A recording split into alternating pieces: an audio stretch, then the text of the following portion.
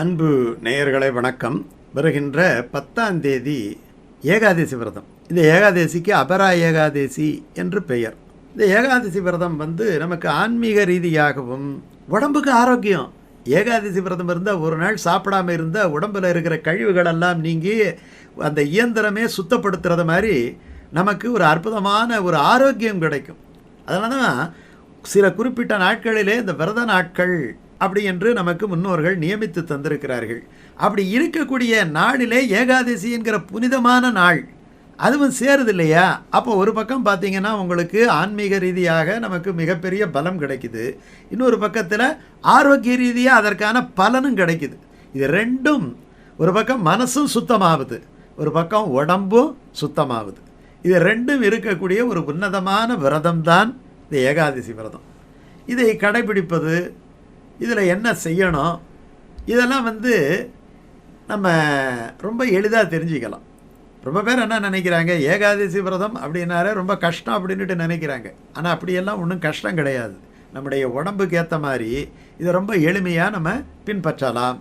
இப்போ ஏகாதசி விரதம் என்பது வெள்ளிக்கிழமை வருது இல்லையா? அப்போ வியாழக்கிழமை, அந்த வியாழக்கிழமையே இரவு, அந்த முதல் நாள் தசமி இரவுன்னு சொல்லுவாங்க, அன்னைக்கு சாப்பிடாமல் இருக்கிறது ரொம்ப விசேஷம்.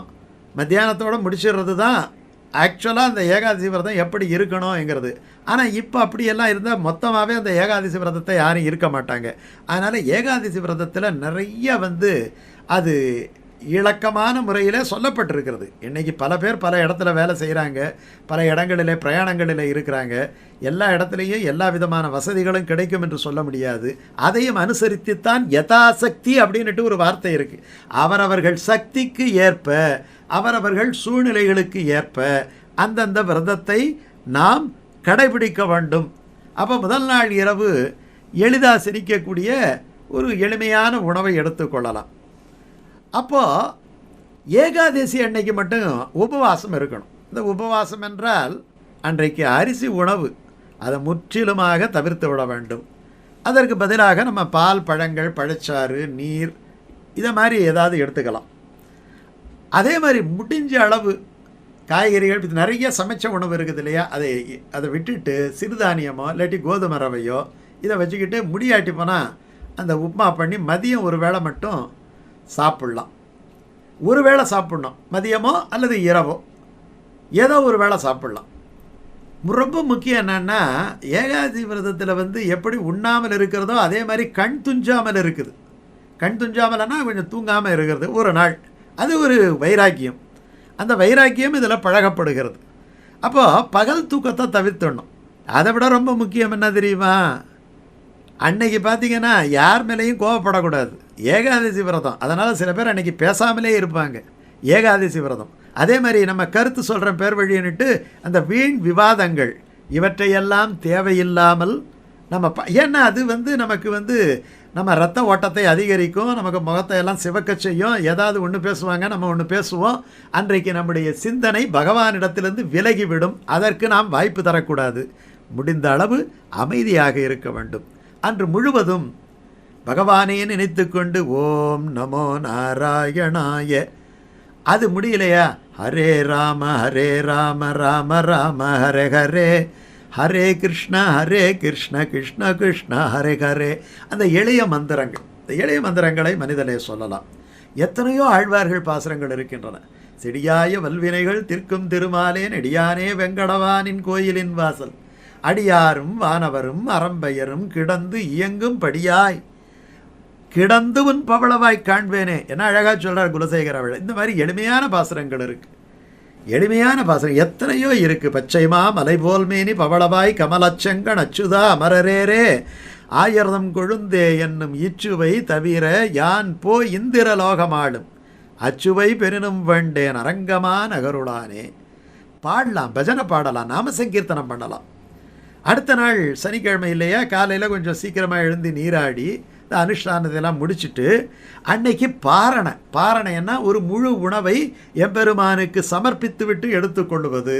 உபவாசம் இருந்தோம் இல்லையா, அந்த உபவாசத்தை நிறைவு செய்வதை, உணவோடு நிறைவு செய்வதை, பிரசாதத்தோடு நிறைவு செய்வதை பாரணை என்பார்கள். அன்னைக்கு அவசியம் உணவில் சேர்க்க வேண்டியது என்ன? அகத்திக்கீரை. ஆரோக்கியத்தோடு இணைந்தது தாங்க இதெல்லாம்.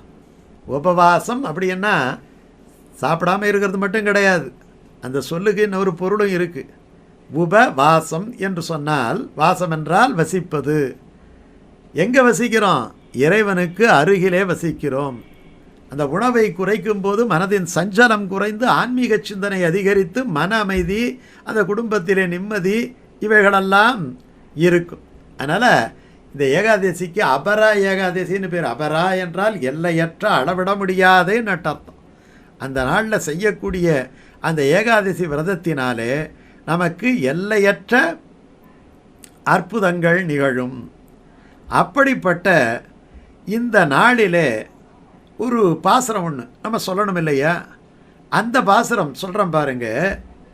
எப்படி சொல்லணுமன்னா, பண்டிவன் வெண்ணெய் உண்டான் என்று ஆய்ச்சியர் கூடி இழிப்ப எண்டிசையோரும் வணங்க இணை மருதூடு நடந்திட்டு அண்டரும் வானவத்தவரும் 1000 நாமங்களோடு திண்டிரல் பாட வருவான் சித்திரகூடத்துள்ளானே. சிதம்பரம், சித்திரகூடம்ங்கிறது சிதம்பரம். அங்கே நடராஜர் கோவிந்தராஜர் இருக்கிறார் இல்லையா? இந்த கோவிந்தராஜ பெருமாளை குறித்து திருமங்கை ஆழ்வார் பாடிய ஒரு பாட்டு இது. பண்டிவன் வெண்ணெய் உண்டான் என்று ஆய்ச்சியர் கூடி இழிப்ப. பண்டனா ஒரு நாள், இவன் வீடுகளிலே புகுந்து வெண்ணையை திருடி உண்டான் என்று ஆயர்பாடியிலே இருக்கக்கூடிய இடைப்பெண்கள் ஒன்றாக கூடி பழித்து பேச அல்லது செல்லமாக கோபித்து கொள்ள, அப்படிப்பட்ட கண்ணனை என்ன பண்ணாங்களாம்? எண்டிசையோரும் வணங்க இணை மருதூடு நடந்திட்டு, 8 திசையிலே இருக்கக்கூடிய தேவர்கள் வணங்கும்படியாக உரலோடு கட்டப்பட்டிருந்த இந்த எம்பெருமான் 2 மருத மரங்களுக்கு இடையே தவழ்ந்து சென்று அந்த மரங்களை முறித்தான். அதிலே இருந்த அந்த தேவர்களுக்கு சாப விமோசனம் தந்தான். அண்டரும் வானத்தவரும் 1000 நாமங்களோடு திரள் பாட வருவான். அண்டரும் வானத்தவரும், பூலோகத்தில் உள்ளவரும் மேலுலகத்தில் உள்ள தேவர்களும் முனிவர்களும் அவனுடைய 1000 திருநாமங்களை, விஷ்ணு சஹஸ்ரநாமம், அதை சொல்லி அவனுடைய அளவற்ற வலிமையையும் பேராற்றலையும் பாடி துதிக்க இதோ வருகின்றானாம். அவன் யார்? சித்திரகூடத்துள்ளானே. அவனே இந்த தில்லை திருச்சித்திரகூடத்திலே வீற்றிருக்கக்கூடிய கோவிந்தராஜ பெருமான் அப்படி என்பதை அந்த பாசுரத்திலே மிக அழகாக ஆழ்வார் வர்ணிக்கிறார். இந்த பாசுரத்தை அந்த ஏகாதசி விரத நாளிலே சொல்லி அந்த எம்பெருமானை வணங்கி நாம் அளவற்ற எல்லையற்ற அந்த கருணையை பெறுவோம். நம்முடைய வாழ்க்கையிலே மிகவும் சீரும் சிறப்பும் கொட்ட கொட்ட நாம் அற்புதமான ஒரு நல்ல வாழ்க்கையை வாழ்வோம்.